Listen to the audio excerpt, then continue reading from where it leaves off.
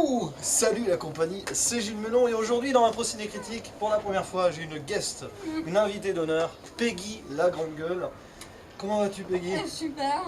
Voilà, et ben on s'est retrouvés sur Paris après la deuxième rencontre du Gardien du cinéma au mois d'août dernier et on se dit au passage d'aller, pourquoi pas aller voir un film. Exactement. Et nous sommes allés voir le nouveau Aladdin. Le remake en live action de ce fameux dessin animé connu sorti au début des années 90, réalisé par un certain Guy Ritchie qui a fait des films assez réputés dans sa carrière, notamment La Légende du roi Arthur que j'ai pas vu. Le seul que j'ai vu c'est Snatch, je crois que tu l'avais vu il y a longtemps aussi. Pareil, très longtemps. Voilà. Et il a fait d'autres films qui apparemment sont sympas à voir, mais c'est aussi un réalisateur assez décrié. Donc bon, de toute façon, nous on y allait sans attente. Hein, non, clairement. super. On y allait pour la détente et Voilà, franchement...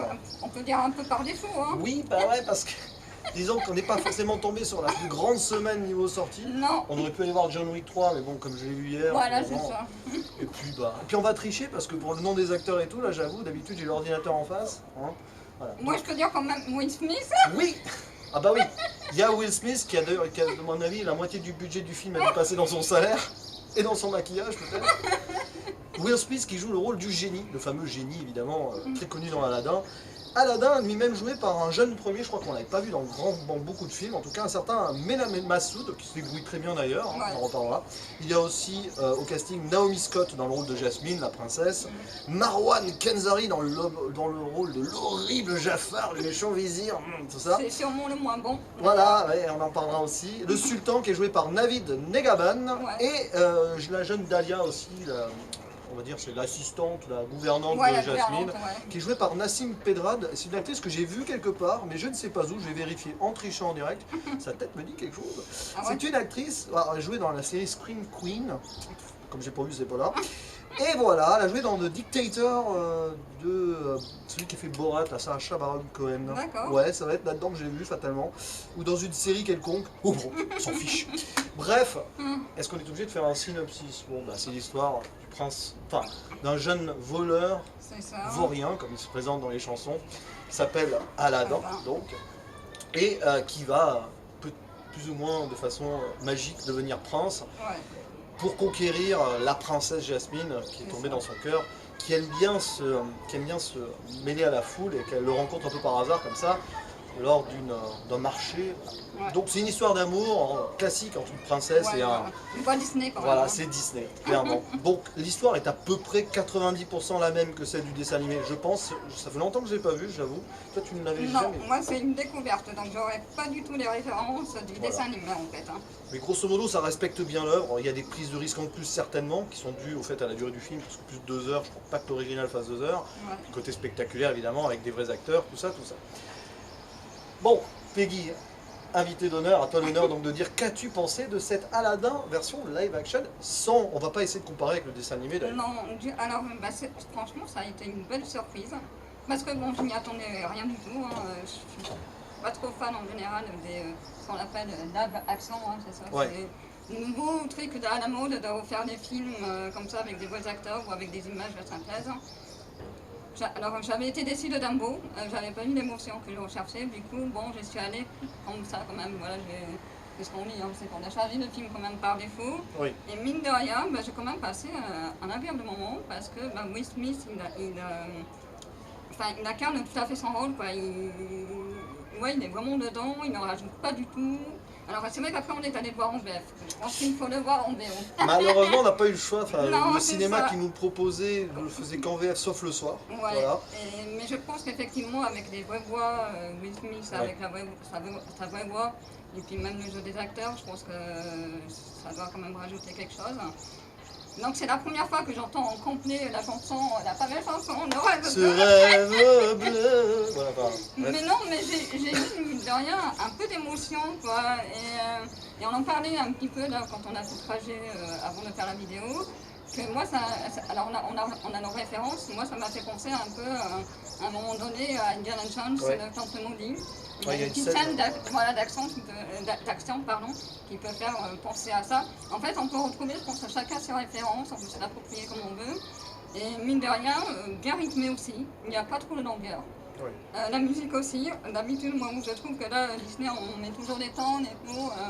Non, là c'était un bon moment, je trouvais. Ce qui est intéressant, c'est que la trame musicale respecte l'original. Là, ça, je me souviens à peu près, il y a les musiques d'origine. D'accord. Un petit peu remixées, je pense. Il y a des moments modernes, on voit, avec des coups de bang, comme ça, voilà, qui collent bien à l'action. Mais bon, moi, je me souvenais surtout du Rêve Bleu. La chanson Prince Ali aussi, quand il débarque en mode Prince, voilà. C'est à peu près celle dont je me souvenais. Bon, après, on a vu en VF. Bon, en même temps, là, pour le coup, le dessin animé, je l'avais vu en VF, moi. Donc, ça t'a pas choqué, non, quoi. Bah non. Voilà. Bah, je trouvais justement plutôt bien doublé, quoi. Oui. Pas de rajout Alors, le sur problème, des accents, enfin, tu vois, comme ils font des fois, voilà, quoi. Ouais, c'est qu'on voit quand même que niveau synchro avec les bouches et tout, c'est un peu compliqué de doubler une chanson sur un truc. Voilà. Oui, bah, je pense qu'il raccourcit un peu les dialogues. Il y a certains moments où là, il fallait le voir en VO. Mais bon, après, passer ça. Voilà, c'est ça. Au début, ça fait un peu cet effet-là, mais non, franchement, ils ont mis, je pense, enfin, ça se voit qu'ils ont eu un peu des moyens pour mettre un peu des paquets, parce que les scènes sont plutôt bien réussies. Il n'y a pas que dans le salaire de Will Smith. Ouais, quand même. Je pense que ça fait petit, tu vois. C'est ça, 50 pour. En gros, ils ont joué gratos, les autres acteurs. Et le Réal, il a fait ça en mode, je suis pas payé, non. Mais franchement, les scènes d'action, enfin, moi j'avais l'impression vraiment d'être dans un jeu vidéo. Oui, quand ils sautent sur les maisons et tout, je trouvais ça super bien réussi. C'est vrai, il y a un côté. Il y a un côté aussi, alors c'est à la mode chez les jeunes, le parcours, le free running, tout, ça va plaire aux jeunes ados d'aujourd'hui. Voilà, c'est ça, avec des vrais acteurs, quoi. Il n'y a pas des images de synthèse comme on je pense que celui qui joue à Aladdin, il est doublé sur certaines scènes, mais il fait quand même pas mal de trucs. Il y a des scènes de danse aussi. Ouais, des scènes de danse qui sont inspirées du Bollywood. Voilà, oui, complètement. Mais ça va avec l'ambiance du film aussi. Ça va avec le faste des décors. C'est vrai que... Il y a juste un début, on avait l'impression que c'était un peu studio quand même. Oui, le tout début au générique. Ouais. En générique en plan séquence qui passe à travers. Du coup, j'ai pensé à Red, en disant les grands-mères. Reg le gorilla, s'il nous écoute. Et quand même, à un moment, les premières scènes d'action, il y avait des trucs sur des accélérés ralentis. Bon, ça, c'est le côté Guy Ritchie, je crois qu'il aime bien rendre un peu surréaliste. Ouais, du coup, ça peut faire un peu bizarre. Enfin, vraiment, c'est un peu le même problème que j'ai trouvé dans Pokémon Détective Pikachu. C'est l'émotion. C'est ça, il y a des scènes, voilà. Alors, est-ce que c'est parce qu'ils ont du mal encore à mélanger le côté image de synthèse et monde réel? C'est fouillis. Ouais, c'est fouillis, quoi. Du coup, ça fait un peu bizarre quand d'un coup, les personnages ils soient implicites, enfin, les scènes d'action soient implicites et tout. Donc, c'est vrai que pour l'adulte, ça peut faire bizarre. Je pense que pour un enfant, il s'en fiche. Enfin, il va voir pour les spectacles et tout. Mais nous qui avons l'habitude de voir des films et tout, et là, 2019, on en est encore là. C'est un bon film pour les jeunes. Après, on voit qu'il se prend pas la tête, le film. Bon, il y a les thématiques du dessin animé d'origine, évidemment. Le bien, le mal. Voilà, le bien contre le mal, le garçon, l'amour Aladdin qui est prêt à faire n'importe quoi pour l'amour, mais qui se rend compte que la vraie valeur est au-delà de la richesse, tout ça. Bon, évidemment, quand tu regardes ça avec le recul, tu dis ça a été fait et refait, mais en même temps, c'est le remake d'un Disney d'enfant, donc ça respecte l'histoire. Il faut le remettre dans son contexte et son époque, en fait. Non, c'est franchement des acteurs plutôt bons. Alors ça, on était d'accord aussi, de sauf les méchants. Oui, qui est joué par je ne sais plus qui, du coup, parce que le truc, c'est voilà. C'est le méchant typique, l'archétype même du méchant, qui a aucune ambition autre que son ego personnel. Mais bon, dans le dessin animé, dans le dessin animé quand même, Jafar avait un charisme assez intense, je trouve. Là, on perd un peu. D'ailleurs, j'ai envie de dire une bêtise, je peux. Le méchant, physiquement, c'est un peu le sosie d'Anthony Pazzona, un peu. Notre ami youtubeur. Il sur la fin, surtout quand il enlève son turban et tout. Mais qu'est-ce que fait Anthony Pazzona dans cette vidéo? Mince alors!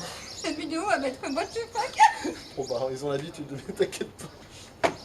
Mais sérieusement, voilà, je me suis dit, en même temps, il n'a pas dû être payé, parce que tout le budget est allé dans Will Smith et les effets spéciaux. Mais pas que dans les effets spéciaux, il y a des moments où il manquait de budget. Peut-être que c'est par la post-prod, le temps aussi.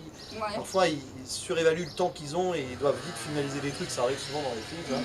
Mais bon, grosso modo, c'est quand même un résultat. Alors, je serais peut-être un peu plus mitigé que toi, parce que, moi je trouve qu'il y a des toutes petites longueurs quand même dans les dialogues, dans les moments calmes.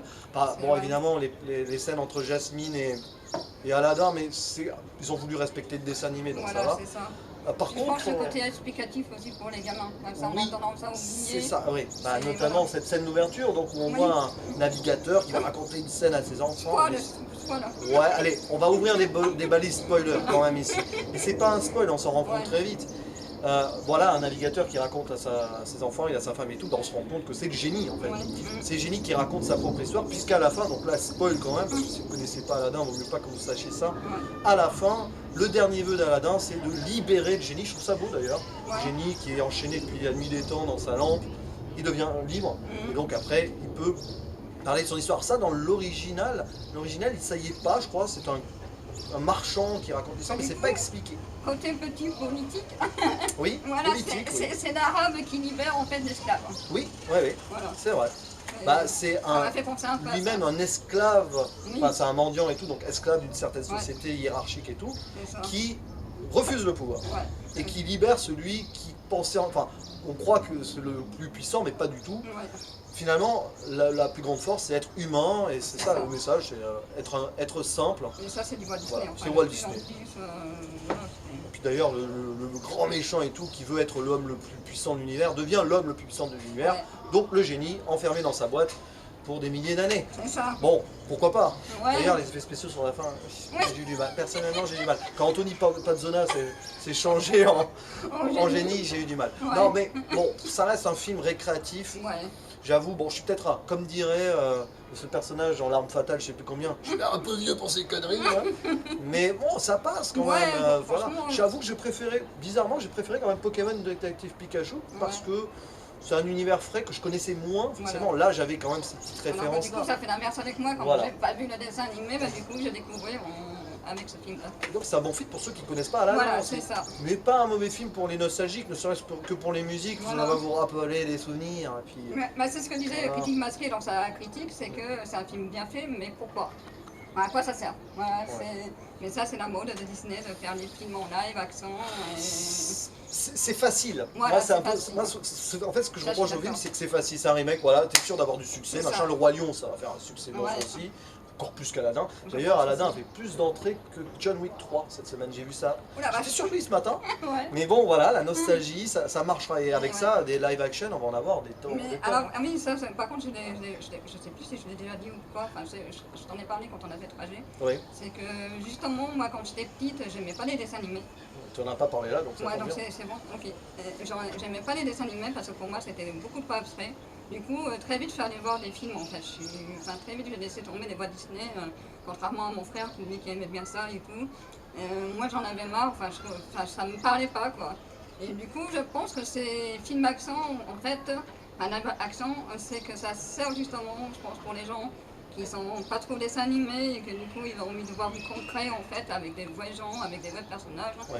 Et voilà quoi, mais je pense que c'est pour essayer de toucher ce public-là peut-être. Ils n'avaient pas touché à l'époque avec simplement le dessin animé quoi. Oui, quelque part ça humanise des thématiques d'antan, c'est pas idiot non plus. Mais bon, on sait quand même pourquoi ça a été fait. Je pense pas que ce soit la première raison malheureusement. C'est comme on dit en anglais, easy money. D'ailleurs, au moment où Will Smith fait ça, money comme ça. Et d'ailleurs, j'étais étonné, j'en ai parlé aussi dans le trajet, il n'y a pas trop de références à la pop culture actuelle. Moi je m'attendais, bon, Will Smith, bleu, machin. Dans l'original, Robbie Williams fait la voix, imite Jack Nicholson. On voit d'ailleurs, il y a des transformations qui font des références à des vieux films. Là, pas vraiment, à part un moment où il fait Rambo, Stallone un peu vers la fin, avec l'arc, il doit y avoir une référence à 300, Seigneur des Anneaux et tout. Mais je m'attendais à ce qu'à un moment il se transforme en Thanos, à un moment il fait des références à des gants, j'ai eu peur. Ouf, non. Mais c'est vrai qu'il n'y a pas trop de références à la pop culture actuelle et ça finalement, ils sont pas tombés dans un trop fan service ultime non plus. Donc ils sont restés, comme sur l'humour, ils sont restés raisonnables et pas trop pipi caca popo. J'ai bien aimé l'humour véhiculé par le génie, par Will Smith, qui rappelle un petit peu ce qu'il faisait au début de sa carrière dans le Prince de Bel-Air. Voilà, moi, ça faisait est-ce qu'ils ont peut-être changé de film, du coup ils l'ont mis peut-être à la hauteur de Will Smith? Je pense que Will Smith a aussi un droit de regard, et puis s'ils l'ont pris c'est pour ça. Je pense aussi. Et je trouve que ça faisait longtemps que j'avais pas vu Will Smith aussi bon dans un film. Voilà. C'est mine de rien, il est plutôt touchant, moi je l'ai trouvé plutôt attachant. C'est impliqué dans le projet. C'est vrai qu'il a fait des films récemment, c'était plus pour remplir le portefeuille, il faut l'avouer. Bon, après, il a malheureusement eu des choix artistiques aussi, hein. C'est pas que de sa faute. Ça, c'est parce qu'il a perdu la popularité depuis qu'il est scientologue. Donc, oui, ça fait des fait un peu avec Tom Cruise, hein, enfin le même que Tom Cruise, lui voilà. par contre, il continue. Hein. Merci Ouais. Mission Impossible. Hein. Oui, mais c'est pareil, enfin, il en fait toujours partie, il n'arrive pas à se Ouais. décrocher de Mission Impossible. Quoi. Mais bon, là, c'est ça. Depuis iRobot, je crois que j'avais pas vu un Will Smith aussi impliqué dans un Ouais, rôle, il me semble. je crois aussi quand même, Voilà. parce qu'après c'était quand même des films vachement américanisés, avec la bande morale et tout, genre cette vie et tout. C'est des films, ok, enfin, qui peuvent être beaux pour certains, mais moi qui ne touchais pas plus que ça. Enfin, des fois je trouve ça facile de tomber dans ce genre de film, quoi, alors que là, non, il assume, voilà, c'était le mot que je cherchais tout à l'heure, c'est il assume complètement son rôle. Ouais. Du coup, il n'y a pas de rajout, il n'en fait pas de. Et même en VF, enfin, franchement, je trouvais que, mine de rien, effectivement, il y a toujours ce côté, il faut raccourcir les dialogues pour que ça rentre au niveau des bouches, pour pas que ça soit trop décalé non plus.